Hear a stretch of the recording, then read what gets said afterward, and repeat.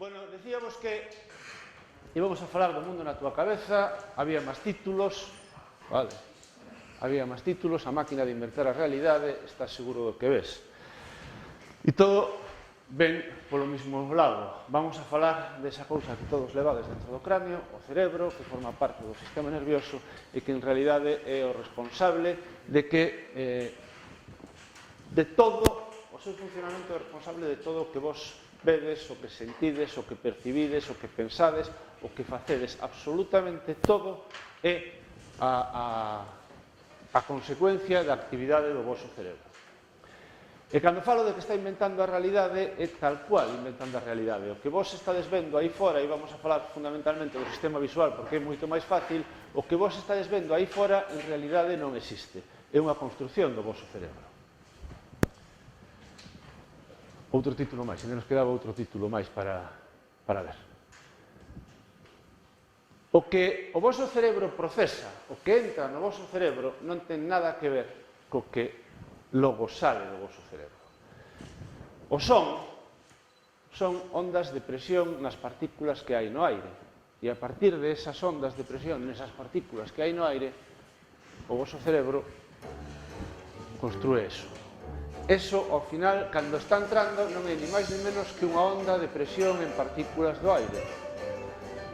A radiación electromagnética que nos chega do Sol, que reflicten os obxectos, unha vez que pasa polo noso cerebro, pódese convertir en isto. Pero unha vez que pasa polo noso cerebro, antes, non. Antes o que temos é isto de aquí. Entón, o noso cerebro está inventando todo iso. En casos extremos,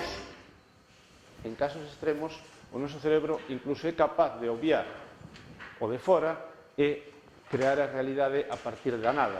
Iso é o que se chaman alucinacións. As alucinacións son tan reais para a persoa que as está tendo como para vos o que estades vendo agora mesmo. Porque ao final o resultado, o proceso é o mesmo. É a creación por parte da actividade do seu cerebro dunha imaxe. Por lo tanto, é tan real como se fora certa. E temos que inventar, e moitas veces non é fácil. É dicir, o noso cerebro ten que inventar e ten que aprender a inventar. Que vedes aí? Quen me describe isto de aquí?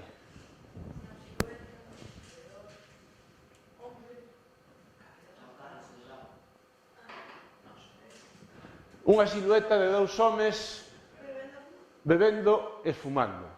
E esta? Dous árboles.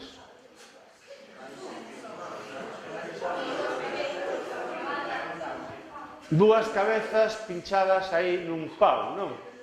Unha cabeza e outra cabeza bastante desagradables. Bueno, isto, en realidade, se o vemos inteiro, vemos que é o resultado da sombra destas figuras de aquí, que non se parecen en nada, nin a dúas persoas fumando e bebendo, nin, afortunadamente, a dúas cabezas aí colgadas. É dicir, o noso cerebro ten que interpretar o que está fora. E ten que seleccionar a información que procesa, que non é todo tan fácil como coller o que está aí fora, procesalo e sacar unha imaxe. Ten que seleccionar moitísima información porque a cantidade de datos que estamos recibindo é enorme en cada momento. En un segundo, o noso sistema visual, xa non falemos do cerebro, estamos falando do sistema visual, entraríanlle 70 gigabytes por segundo. 70 gigabytes, sabedes que é moito, pero para que vos pagades unha idea, unha película nunha calidade suficientemente alta ocupa 1 gigabyte. Pois estaríamos metendo no noso sistema nervioso, a través da visión, 70 películas completas por segundo, con todos os detalles. Como somos conscientes de que todo eso é demasiada información para procesala, o noso cerebro o que fai é seleccionar. De feito, se pensamos só no sistema visual, ese proceso de selección empeza en que só vemos unha parte moi pequena de todo o que nos rodea. O resto estamos imaginando. Se vos poñedes o dedo así, o brazo así, co dedo estirado, pois o tamaño da vosa uña, esa é a parte do mundo que estades vendo. O resto estádelo inventando. É dicir, ni siquiera o vedes. Xa non é que estades inventando, estades reenchendo con cousas de forma que non estades vendo nada. Se eu vos digo que miredes para este dedo, mirades para aquí. Se agora vos digo que miredes para aquí, cambiades todos os ollos. Todos facedes o movimento cos ollos. Ninguén, se eu digo, mirade para aquí, agora para aquí e agora para aquí, todos cambiades a posición dos ollos. Por que cambiades a posición dos ollos? Porque o que estades facendo é, precisamente, esta zona na que sodes capaces de ver, ao resto sodes prácticamente cegos, nesta zona de aquí estades localizándoa na vosa retina. Iso é o que facedes movendo os ollos continuamente. Todos os días, a todas horas, estades continuamente movendo os ollos para buscar o sitio donde realmente vedes. E outra cousa interesante, para que vos fagades unha idea do que inventa o vosso cerebro. Mentras movedes os ollos non vedes, sodes cegos. Non sodes capaces de vervos mover os ollos. Cando cheguedes á casa, podedes mirar un espello, podedes coller un espoñarvos diante dun espello, mirar para aquí e logo mirar para aquí. E é imposible que vos vexades mover os ollos. Vedes que os vosos ollos miran para aquí e o seguinte que vedes é que os vosos ollos están mirando para outro lado. Durante ese tempo sodes cegos e vos non sodes conscientes de ser cegos. De feito, que a cantidad de veces que movemos os ollos ao longo do día, hai horas. Se os xuntáramos todos, serían varias horas nas que somos completamente cegos. E non somos conscientes. Eso é o que utilizan os magos, por exemplo, cando nos fan cousas como esta de mirade para aquí, e mentre estamos facendo isto, mirando para aquí, movendo os ollos, o mago pode facer con esta man o que queira, porque estamos completamente cegos e non nos damos conta. Unha demostración de todo isto é esta foto que tedes aquí. Se vos mirades para aí, vedes esa foto. Vistes ben a foto? No. É a mesma foto? Por que non? Por que? O ceo que? É distinto. Chove máis, menos. Que bandeiras?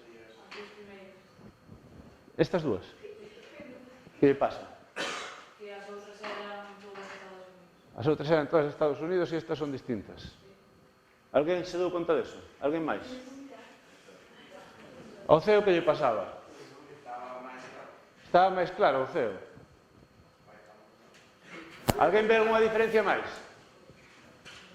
Os coches, quen dixo algo dos coches? Que lle pasa aos coches? Había un coche aquí aparcado antes. A casa non se vía toda antes. A casa non se vía toda.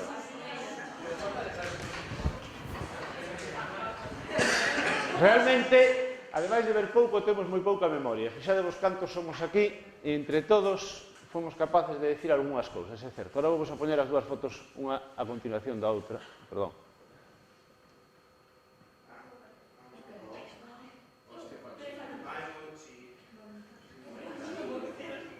Fixadevos as cantidades de cousas que faltan.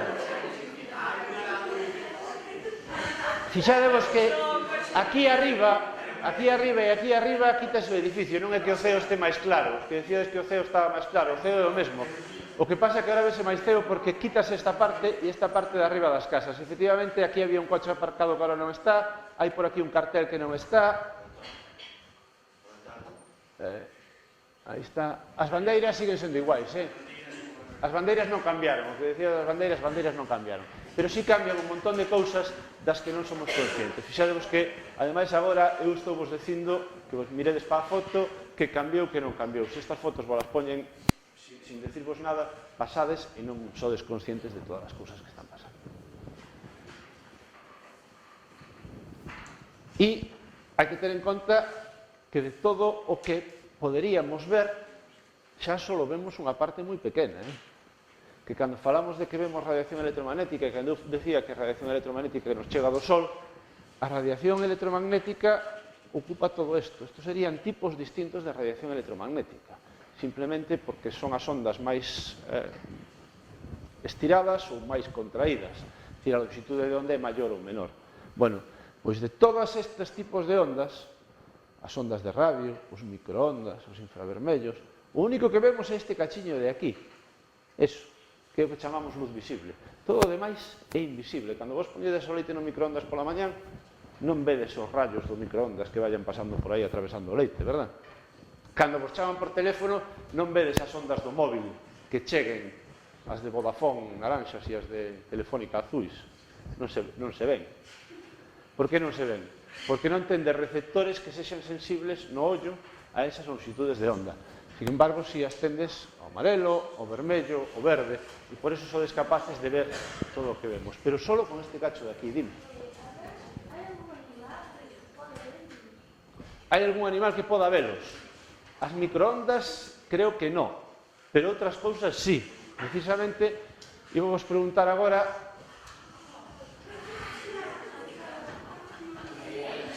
as abellas ven en cores. As abellas ven en cores? Bueno, xa está, xa podes mirar agora mellor. Non.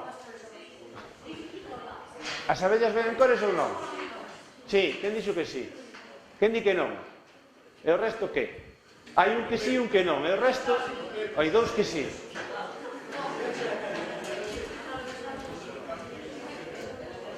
Claro que ven en cores. Como non van a ver en cores? As plantas non teñen cores? As plantas non teñen cores. Para que teñen cores as plantas? Pois precisamente para atraer as abellas.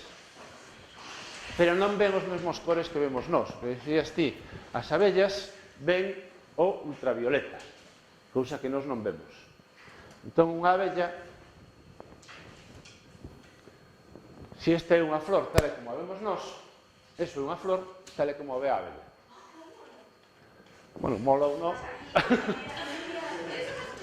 Esa é a flor como a vemos nós e esa é a mesma flor como a ve a abella.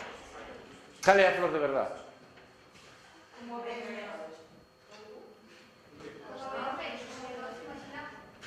E a abella tamén. A pregunta esta que acabo de facer non ten ningún sentido, porque só hai unha flor. A flor de verdade é a que está aí fora. Outra cousa é o que nós vexamos. E cada cerebro ve unha flor distinta. Aquí acabamos de poñer o exemplo extremo da abella, pero cada un de vos verá unha flor diferente, porque o seu cerebro é único, e polo tanto vai procesar a información dunha maneira única. E a alguén por aí, cando veu esta flor, dixo como mola, e a outros, cando vimos esta flor, dixemos, pois a min gustaría máis a outra. E iso porque cada un ten o seu cerebro, e iso significa que cada cerebro vai no procesar de forma diferente. Se inventará o noso cerebro, xa debo se inventará.